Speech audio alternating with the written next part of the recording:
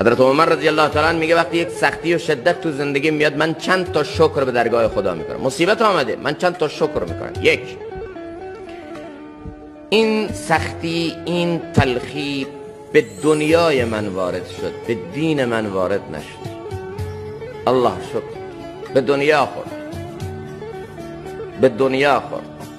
دو، الله میتونست از این سختی بزرگتری رو به زندگی من بیاره، کما این که برای فلانی و فلانی به مراتب از این غم بزرگتر رو الله تعالی آورده، اما الله کوچکش کرد.